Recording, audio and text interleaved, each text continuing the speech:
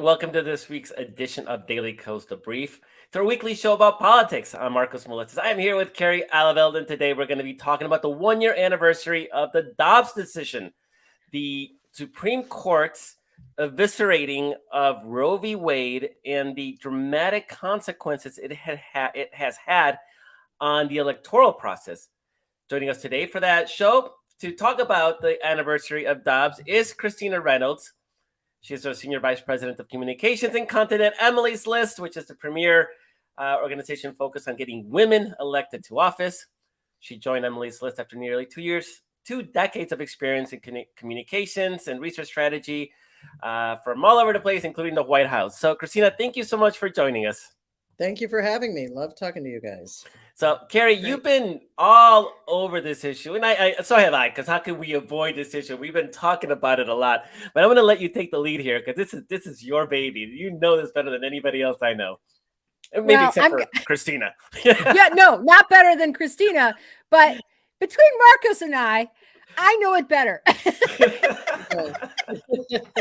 the expert among the two of us, so there you go.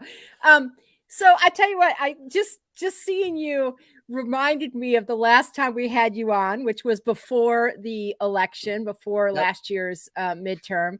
And just humorously, one of the things we talked about was the messaging idea of how we had given Senator Amy Klobuchar some props for coming up with, we're looking at these polls and it looks like, American women don't want Republicans and people like Ted Cruz involved in their reproductive decisions. Indeed. So looking back at last year's results, Christina, do you think that American women wanted candidates like Ted Cruz involved in their reproductive and bedroom decisions? I think this American woman did not, and I think that what we learned was absolutely not. They didn't. And we actually have research that shows this, right? It's not just their own gut feeling. And by the way, that gut feeling is strong. And election results. We have election results. And as I think we talked about last year, and we all knew, we were facing a red wave, right? All of the deck was stacked against us. And this decision was a terrible thing for access. It was a terrible thing in terms of our rights and in terms of the impact. But electorally, this was the thing that made the difference for Democrats. And what we saw was it pulled out, and it was an incredibly important issue for voters of color, for young voters, for women. And that's something, those are the people who don't always come out in midterms and who came out and they voted for the Democratic candidate because, by the way, those are the ones who are pro-choice. And so they knew, they understood, because groups like Emily's List and the candidates told them, we will support your rights. And the other guys tried to run away from the issue, but we also told them they are ripping away your rights. And voters saw a very clear contrast, and they opted against Ted Cruz in their doctor's office. And good for them, right? And so places where that issue really landed, and in particular, places where they knew it would have an impact. So, there were some places, New York and California, where people maybe felt more secure in their rights. And I would argue, by the way, we should not feel secure in our rights, right? A national abortion ban is their goal. We know that they will try and hide from it, but that is their goal. And so we've got to win back the House. We've got to protect the Senate. We've got to keep the White House. All of those things are critical, even if you feel very good about your state legislature. And if you do, good for you. I live in North Carolina, and we just passed another abortion ban. And so this is my long-winded way of saying, yep, we were right and good for us. But also, we have seen where it makes a difference, and we saw some victories. Carrie, I know, Michigan and Minnesota, where we won trifectas. Look what they've done, right? There you go. Not that I'm wearing a Michigan hat, a University of Michigan hat today for our pod listeners. So go blue, but also go Michigan. Yeah. but also go Michigan, go Minnesota, go New Mexico, where once Governor Lujan Grisham had a pro-choice majority, they codified abortion rights, right? They got rid of an old ban. In Colorado, Jared Polis, I can even talk about the men. Jared Polis signed a bill because that Colorado legislature passed one that codified abortion rights. And so these are things, we have seen good things happen when candidates vote. We've seen us be able to prevent bad things. And now we just need to win back more seats. Yeah. Oh, go ahead, Marcos. No, it's the Carrie. I was going to steal your question. Is what's coming to mind, right? We've had this long running theme or a theory on the show and on Daily Kos that both the issues of democracy and Donald Trump, obviously, but also the issues of abortion were the two twin issues that were going to completely reshape the electoral picture. Particularly with suburban white college educated women, but maybe even some of those men out there, and in activating, like you said, activating low propensity voters. And we definitely saw that happen in 2022, which should have been a low turnout election, and it wasn't in a lot of ways because of these two twin issues. Nothing's changed ahead of 2024. And in fact, Republicans seem to be doubling down. Ron DeSantis, who for a while seemed to be avoiding the issue of abortion, suddenly, signed one of the most restrictive ones. What is it, 6 weeks? Yes. And so they don't want to talk about it. And you see people like Senator Tim Scott on the campaign trail still struggling to answer questions about abortion. And they'll do things like the voters care about inflation or whatever, right? But clearly that's the issue, that's one of the issues that's driving the question. Do you see any tapering, any drop off in the intensity and salience of the abortion issue heading into 2024? I don't, but I will tell you that it will still take an investment, right? We still have to remind voters. Now, the reality is you're right? The Republicans, they are caught in this bind where they know they want to ban abortion. They want to keep the actions going. They want to try and hide that from voters. And for the ones running in the Republican primary for president, they want to win those primary voters. So we're going to continue to see Republicans take action. We're going to continue to see them try and make it harder to access abortion. We've seen what's happening with the court case around mifepristone, right? They're going to continue to take action, and we're going to continue to lift that up. And hopefully, what is that court case? You mentioned the court case. Medication abortion, which is safe. It is remarkably, safer than some things that we all think of as incredibly safe. It is incredibly safe. And they, court shopped, right, to get a jurisdiction that would hopefully overturn it. And they are trying to jurisdiction. Yeah, Fifth Circuit, which just by the way, happens to be in Ted Cruz's territory down there. So Ted Cruz still getting in there, that mifepristone out of the Fifth Circuit. Just going to try and ban it federally. He's gonna work his way in one way or the other, man. We want him out of our pharmacist's office too, right? Not just the doctor's office. So what we're seeing is they continue to take action. So I believe this will remain in the news. I believe we will still have to, groups like mine, candidates, we still have to remind voters. Voters have a lot going on, right? And so we still will have to make sure that they know. And by the way, 2022 it didn't happen by accident. It didn't happen by chance. Candidates and groups and other orgs spent a lot of time, a lot of money, and a lot of effort to make sure that voters understood very clearly where people were, because it's clear where voters are, right? And so all we have to do is say, this is what we want to do, and this is what they want to do. And we know that it matters for their vote, but we have to break through the clutter. And so what I would say is we do not expect it to lose saliency. As long as people are trying to chip away at our rights, people will care about it, right? Until they get that back, they're going to care. Until the risk of a national ban is gone, they're going to care. But we have to keep reminding them of it. And so, those candidates still need your support. Groups still need your support. Like, we're still going to have to keep doing the work. And if you see it, call it out, right? We need to do the work on social media and with our friends and family and all of that. Yeah, this is a good place to piggyback off of what you were just saying in terms of salience. I talked to the political director of NARAL, and I hate to say this, his last name Ryan. His last name Roshine. is what is it? Roshine? Might have been.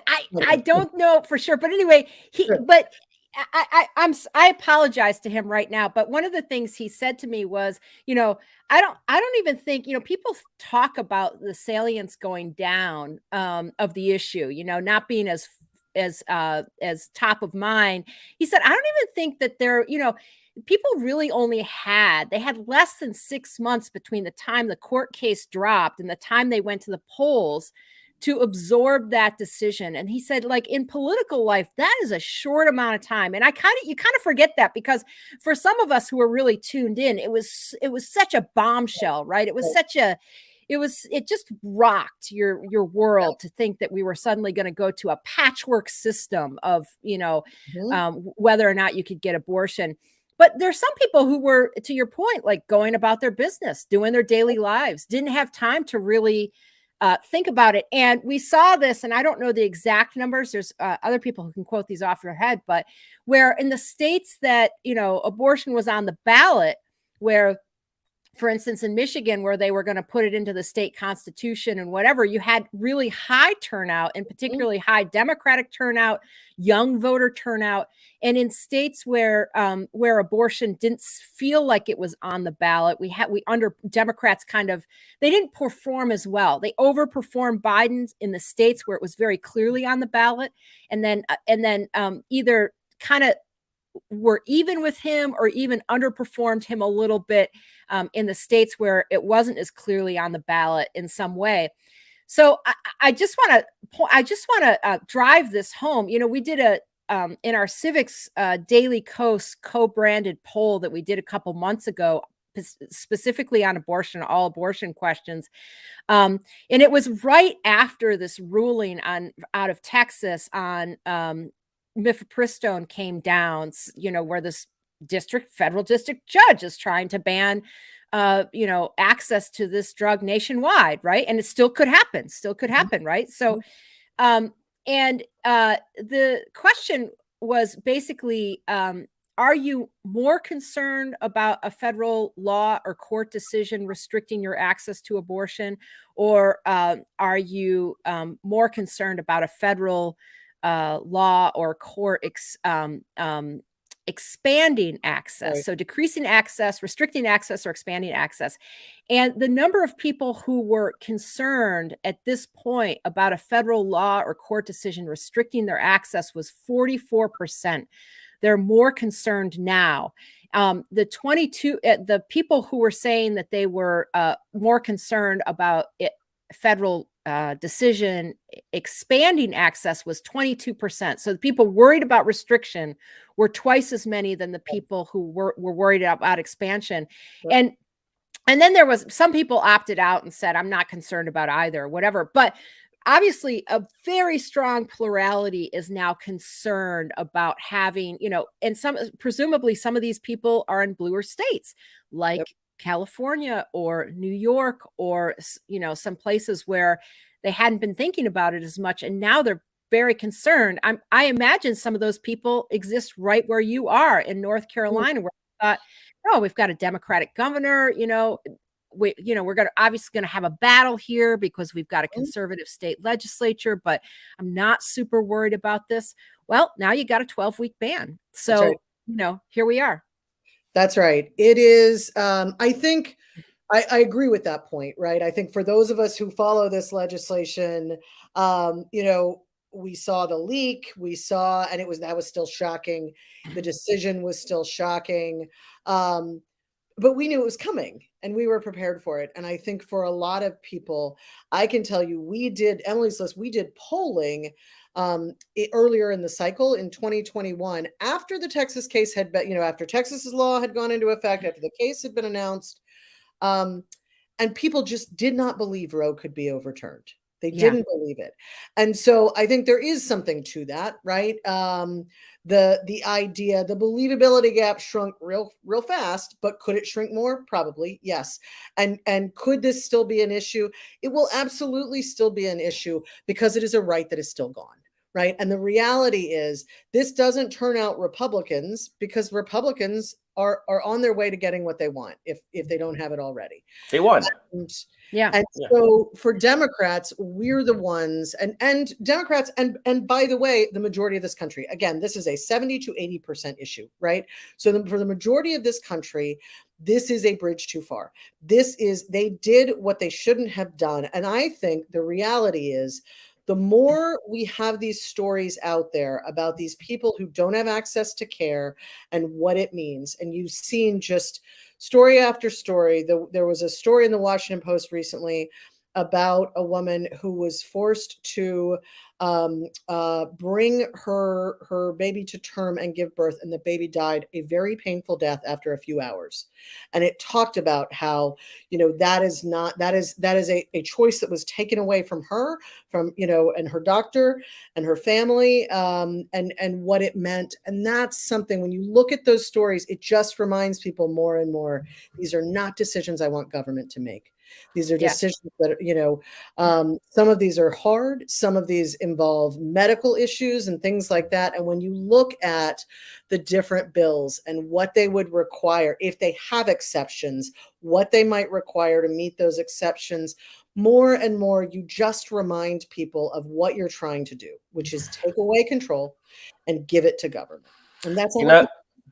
Yeah, Christina, you mentioned the story in the Washington Post. What's really been shocking to me, and in a very, very good way, is that these stories are all over People magazine. They're in places that actually the non-political, non-newsy middle America, quote unquote, are actually reading. And the stories are actually really good. And there's a lot of them. And they're all along those lines. They're not about, the caricature of the person who's getting the abortion, right? Somebody who's careless and irresponsible. And although, why would you want somebody who's careless and irresponsible to have a baby? It's a different question. But it's real people really suffering, and there's a lot of them. And People magazine seems to love the I'm conservative, but now I realize. Right. And I wonder. We need those though. We need those conversion stories. I mean, one thing that the same-sex marriage campaign really benefited from was people realizing, people coming around, people thinking this doesn't affect my marriage, people realizing that it was hurting them. And there are a lot of really diehard LGBTQ activists who were like really pissy about people who were late to the game and coming around. But we need those conversion stories that you're talking about, Markos. And, another nightmare scenario is, and I've seen this story recently too, and I've seen it several different times, is a woman who's of childbearing age, wanting a kid, getting pregnant, having a miscarriage, but not being able to get the proper care in order to have the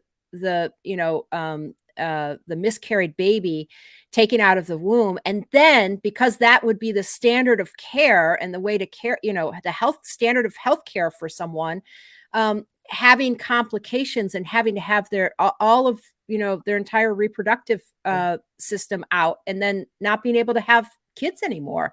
I mean, and that story is happening, and that's not a wives' tale. So no, I mean, you're seeing more and more of these stories, and to your point, Markos, you're seeing them in very broad outlets, right? You're seeing them in places, this past year, Grey's Anatomy did a storyline on the fact that they can't get people to provide abortions, that, that you can't get people to train as OBGYNs anymore because the laws are so strict and what they can and can't do and things like that. The unintended consequences of, or maybe they were intended. Maybe it's just, we want control and we'll take it any way we can. But I think you're seeing more of these stories because you don't have to be a diehard liberal to know someone who's had a miscarriage, who's had trouble with, trouble with their own fertility journey or had trouble with different medical issues, to understand why people want this decision for themselves, why it should not be a government one size fits all. I'm going to tell you what to do with your body, with your future, with your health care. I think that's something that that people can understand very, very clearly. And it's why the numbers are so clear in the polling. And it's why you're seeing Republicans, even as they act the other way, try and hide away from their issue a little bit, right? Right. And, we're not going to let them get away with it. I know you all won't either, but, we will continue to make sure that voters see it, no matter what they try and convince people of. One of the things that's fascinating, sorry, I'll go. I'm fascinated. You bring up the Republican reaction, and there seems to be a sort of movement, not with the presidential candidates. They're trying to appeal to the religious right, which are reliable foot soldiers. Depending on which state they're in. Can I just make the distinction that what you have is this is a disaster for Republican candidates. You've got Ron DeSantis, who who signed the 6-week ban, going to Iowa and playing up his conservative bona fides, his pro-life, kind of near total abortion ban in Iowa for the evangelicals there. But then he's going to New Hampshire, the live free or die state, and he doesn't want to talk about his abortion ban, his 6-week abortion ban, because not only is that an absolute, absolute killer for him in the general election, it is not going to do him any favors in New Hampshire, and he knows it. So, that I just want to be clear that this is a disaster for them in the general election. It's also a disaster for them, regardless of, of what they have to work with in the Republican contest too, especially in the early states, right? Sorry. So go ahead. Yeah, no. So now there's sort of a movement with the academic conservatives or supposedly the smart ones, who are saying guys, we're losing elections. We're looking at the math. Let's be reasonable and find a compromise. And the compromise is Americans are okay with 12 weeks or 14 weeks or 16 weeks. And obviously it's not getting a lot of traction, because if you spend 50 years saying that abortion is murder, then saying murder's fine for 16 weeks and then murder's not fine anymore, it does not follow. They created the conditions. But is there any potential that Republicans can sort of chip away at that Republican consensus on abortion by them somehow getting around to adopting a quote compromise, which is 16 weeks or 14 weeks? I think there's a few problems with it. The first is, I think there are a lot of us who look at that and say, I don't think I should have to compromise on my rights, right? It's too easy, and you hear too many, this is the grand idea of too many of the, so-called conventional wisdom makers, right? Oh, we just America's in the middle. And it's well, here's what we've seen. The more you ask people, if you say, would you prefer no restrictions or all restrictions? They lean no, right? No restrictions. And the more stories like this you tell, the more you remind people that abortions past a certain point are very rare and are usually because of, and when I say usually, I mean overwhelmingly, because of some massive medical challenge that needs to get dealt with. The government does not have the capacity to work its way around and find the right, find the right path to. And so the more stories we hear, I think the more people understand that actually that's a decision that should be between, a woman and her doctor, right? That's a decision that should be between someone who needs abortion care and the person providing it, and not Ted Cruz. And so to me, I think that's one problem, right? Problem number two is that they won't agree to that. And we know, to your point, they have spent years saying end abortion. And you've got, I like to point out that the Susan B. Anthony list, it's on their website. Their mission, which by the way is the probably the premier anti-abortion conservative organization. It's Correct. the NARAL of the right, or Yes, the Emily. Yeah, exactly. And they are, they stood next to Lindsey Graham when he did his, supposed compromise bill. They are smart political activists. And so they know that they need to slow walk their way there. But if you go to their mission on their website, it says our goal is to end abortion. Like we voters period. are The smart. end. No Period. exceptions. End, right? Not end abortion after X number of weeks. End abortion.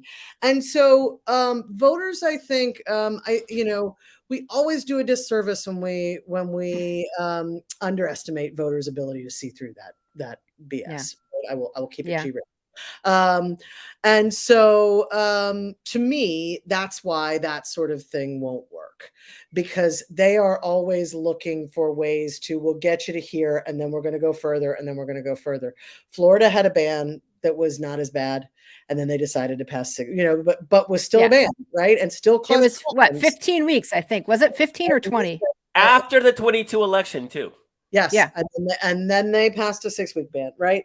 And beyond that, we've seen what happens when my third, fourth issue, whatever my next issue is that we've seen the thing that they've tried to do when we still had the protections of Roe, is they have tried to get rid of access, right? They've tried to make that harder. So you make it harder for clinics to be able to operate. You make it harder for providers to be able to provide care if they don't have, for example, privileges at a hospital or things like that. You do all these things. You make someone go in and then come in 24 hours later, which is a problem if they have to travel or get off work or things like that, right? They have worked incredibly successfully in many places to make access so hard that you can't get, that compromise isn't actually 14 weeks. It's next to impossible. Right. Hey, let's this is a good spot to talk about North Carolina specifically, and where you guys are seeing opportunity, Sure. potentially, if you want to give us a list here, announce your list of Carrie- states where you're going to invest, extra money. We wouldn't object to you breaking news. Carrie has adopted North Carolina, and we just had the Democratic Party chairwoman from North Carolina. Isn't she fantastic? And she's so good. Yeah, we're all completely blown away. We're all Anderson stands now. That's same here. I'm a huge fan. I'm so excited for I live here. I am I take a really personal interest in this. Anderson's doing a fantastic job. At Emily's List, we worked very hard with Governor Cooper, with many allies on the ground in 2018 to break that supermajority, so that Governor Cooper, we could sustain his veto. And we've got some terrible gerrymandering, some terrible lines around here, and we faced an uphill fight. We kept it by 1 seat, and then Tricia Cotham flipped, and we have now lost the supermajority. I could not be prouder of the work of Governor Cooper and so many of our legislators. Natalie Murdoch, who used to be my state senator, Julie Von Hafen, Sidney Batch, the number of them who have gone around, who campaigned on the issue, who made sure that people understood. There were 4 legislators who were now Republicans, who had campaigned on the idea that they don't want a further ban, and then voted for it. And I am looking forward to taking every one of those seats back. Right. Yes. We have to wait until there are lines to see who we're recruiting and who we're with. And at Emily's List, we're only with the ladies, but I'll go knock a door for a dude if he's running against one of them. But I think voters don't like it. They did an incredibly unpopular thing, and we're going to make them pay for it, because that is not where this state is. It is not, I think it is not where where they told voters they were, and so we're gonna make sure that they have to pay for that. I think we're looking at Emily's list. I don't have news to break, but I can tell you there are states that we're always looking. Sorry, but we're kind of looking a little bit of everywhere, right? New Hampshire. That legislature, which is very large. And as you mentioned, live free or die, that is real for them, right? Like that is a state where it is a pro-choice state. And we're going to look, they're close. I mean, they have a lot of legislators. So, we're going to look to try and flip that one. We're going to look to either make up ground or flip legislatures in places like Arizona. Very glad we have the governor's mansion there. Katie Hobbs has had to veto some bad bills. We want to make sure, let's pass some good ones instead. And we're not far in Arizona. Arizona is very, very close. Right? Yeah. Yeah. Yep. We're always looking at places like Wisconsin, right? We want to protect the ground that we made. We're going to get new maps. I mean, hasn't happened yet, but that is the expectation with the Supreme Court. Speaking of another great state chair, we're gonna continue to. I mean, obviously, we have to protect. When you look at the amazing work that Minnesota has done, that Michigan has done, we want to highlight them around the country, but we also want to protect them and make sure they can keep doing it. And so, we'll be looking around the country. My coworkers would tell you I only care about North Carolina, and that's not totally true, but it is my number one focus. So I applaud you for starting there. Hey, if we can exactly. Let's just talk about that. Go ahead. North Carolina, then I don't see a map for the Republicans in winning the White House. I don't see the Senate becomes a lot more difficult because we're really running out of winnable seats because they hold a lot of seats in places like North and South Dakota and Wyoming and Nebraska. Mm-hmm. And so and obviously the House majority is razor thin.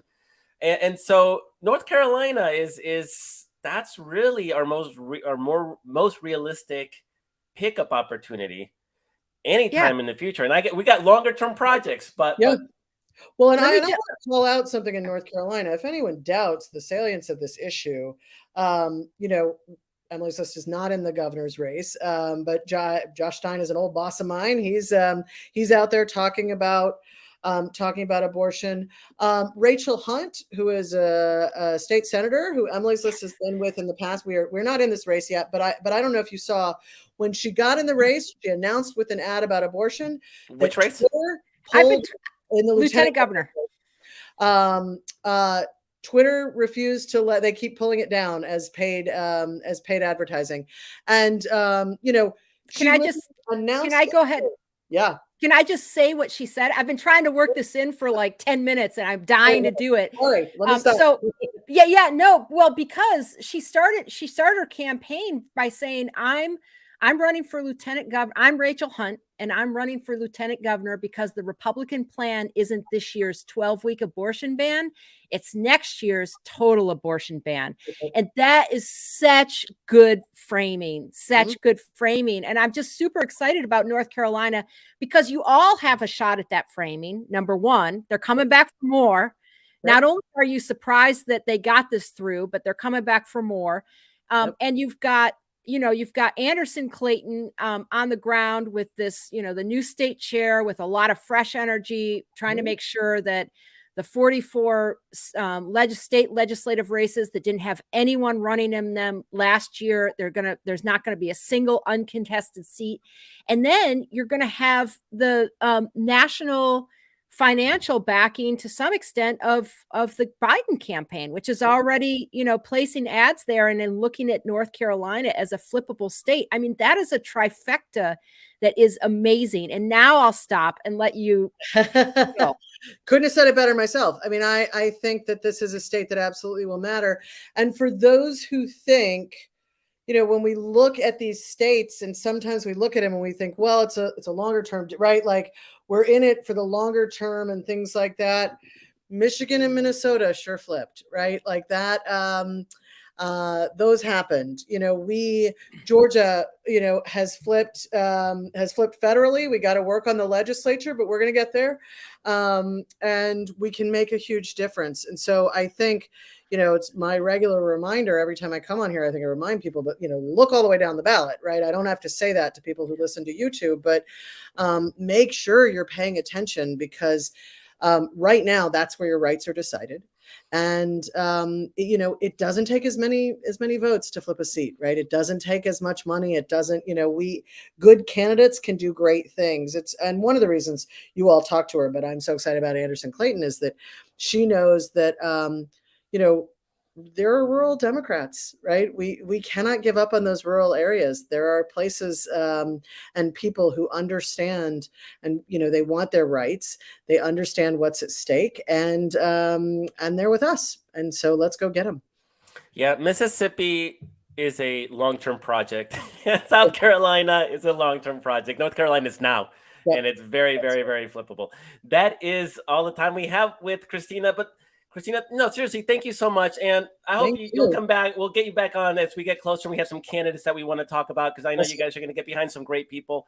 And we'll want to focus some more on the candidates as we get closer to that time.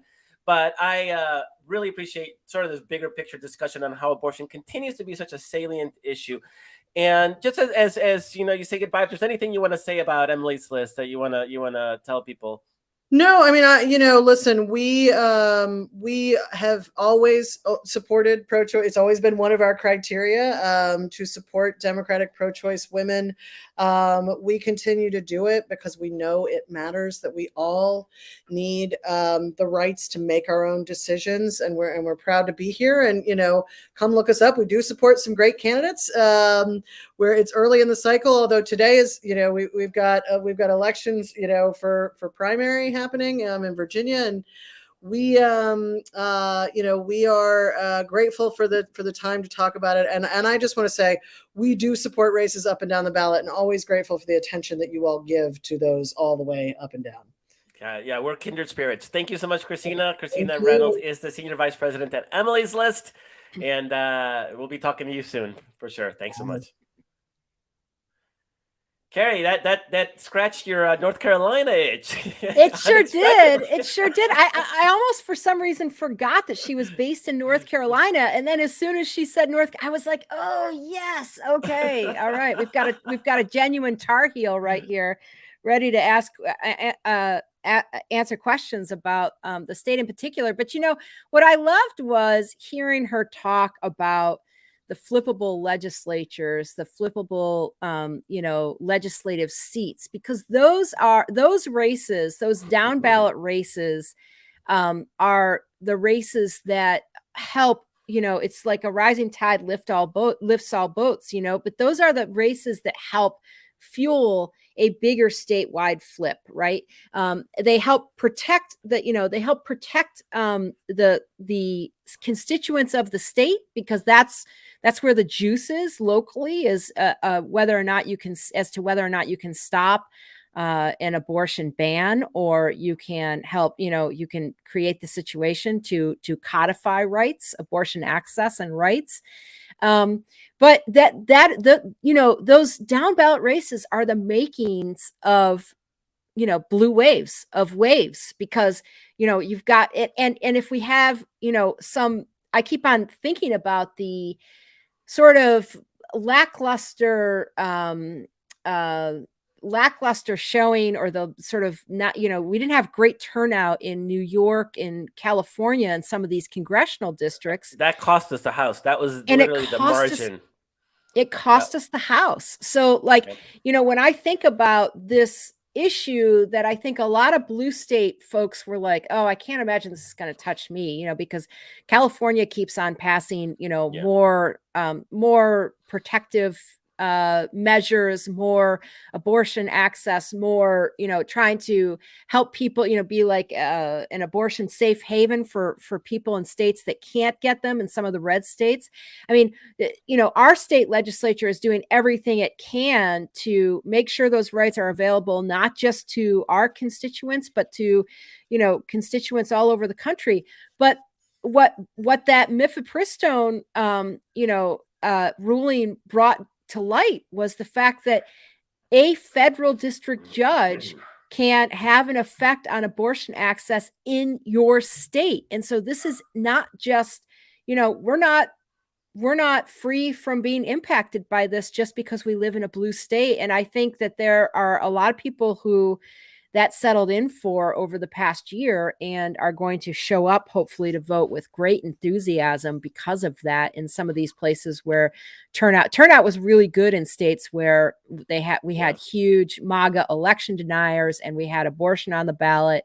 But in some of these other states, it didn't really, meet up. Yeah, and there's always presidential year election turnout, which is also, which is one of the reasons, and it's a topic for a different show. It's why a lot of these, Biden district Republicans have done such a poor job of distancing themselves from the MAGA Republicans that are running the House. They're going to be in a lot of trouble, and one of those issues is obviously abortion. Is that they keep ending up on the wrong side of the votes on those issues. So it will be salient. I always feel so vindicated that we started talking about this very, very early on in the podcast existence, how this was going to be the issue, and it's going to be the issue. And when you see polls, that say that voters care more about the economy, that's what the polls said last year too. It don't matter. Voters will say certain things. There is less faith than politicians can do something about the economy, which is trapped to global trends. And it's hard to complain about Biden and inflation when inflation's high literally in the entire world, right? It's not Biden, it's well, and higher. I mean, actually Biden has done a better job. I mean, our country is in a stronger position right now than really any other Western nation in terms of recovering from the pandemic. Yeah, absolutely. And those issues are, people will say, yeah, I care about the economy, but there's literally something they can do this moment about their abortion rights. And that's what they voted on last year. And that's what they're going to go vote on next year. And the ongoing story is how the Republican Party cannot find its way. I mean, even that 14 week compromise is such bullshit, but at least it would give them a talking point to try to diffuse the issue. Is say, we're so reasonable, let's find a common ground, right? And it would be total. They can't even go there. That's how. Well, yeah. The problem is that the groups that have been polling this realize that they can't. A total abortion ban would totally screw them nationally, right? And they realize that, which is why the Susan B. Anthony, the premier, anti-abortion group, is trying to get people to coalesce around the 15-week abortion ban. That's what they're saying. Oh, this is going to be acceptable if we used 15 weeks rather than, the 0 weeks that we want to get down to, then we can potentially win next year. So that's the pledge that they're pushing for their presidential candidates. The problem is that the voters on the ground in, for instance, Iowa couldn't care less about a 15-week ban. They don't want that. They want the total ban, and they want to hear their, the GOP primary voters, which you have to remember aren't really just Republican voters overall. I mean, that's bad enough. But the GOP primary voters are like the most rabid of the rabid, right? I mean, just like on the Democratic side. I mean, we're not rabid, but I'm just saying, the strident. Yeah. We're the cream of the crop. We're principled. What I'm saying is that, the bluest voters come out in the most liberal voters, the diehards come out in the primaries. No, absolutely. It's your party in the primaries. And the same is true on the Republican side. The thing is that the most liberal voters in this country are much closer to what most Americans want than the reddest voters in this country, who are just completely off the charts, like extreme from what the rest of America wants. And so it doesn't matter what Susan B. Anthony is telling the Republican candidates is going to be acceptable. That's not going to be good enough for the primary voters in Iowa, or the primary voters in the presidential, or the primary voters elsewhere for down ballot down ballot issues. And if you want another example besides Iowa, look at what happened in Pennsylvania last year. I mean, they started out in the Pennsylvania Senate, they had this debate and between, Oz, the GOP primary between Mehmet Oz and David McCormick, and I can't remember Kathy, someone who was a third third party or third candidate who was trying to get in there, and they went down the abortion rabbit hole, and before you knew it, Oz, who was kind of like moderate on the issue, and McCormick, who was somewhat moderate on the issue, he's a former hedge fund CEO. They're pledging their life and loyalty to like no abortions, maybe some exceptions for rape and incest, but that's it, or the life of the mother. It was a race to the bottom, and that's going to happen in a lot of GOP primaries. So this is the difference. Lengthy. Yeah, and that's the difference between us and them, is that a lot of times when we're pushing the parties for things that are more popular, it's like, be better on protecting Social Security. That is a very base liberal demand. And our candidates are sometimes they want to be moderate, and so they find that middle ground that doesn't exist. That's not how American center works. It's not you split the difference. It's right. There are issues like Social Security that are very, very popular. There are issues like that freedom of abortion that are very popular. You don't split the difference. That is the American center. That is the American center. Protect our bodily autonomy. I mean, that's what we're wanting. That's not what Republicans want anymore. No. They don't want to protect the freedom of bodily autonomy. And so Republicans their primary voters are pushing them away from the American mainstream. That's sort of the difference. And that has to be our show today, Carrie. But thank you for being such an amazing co-host. Thanks to Christina Reynolds for joining us and being such a dynamic, amazing guest. God, I love her, and I can't wait to have her back to talk more about the 2024 election cycle. Thanks to Walter, who produces the show. Thanks to Paul, who helps behind the scenes. And thank you, the reader, viewer, listener, contributor, for everything that you do for Daily Kos. And please spread the word. Let everybody know about us. And thank you for everything you do for our movement, because we could not do this without you. So thank you so very much. Catch you all next week.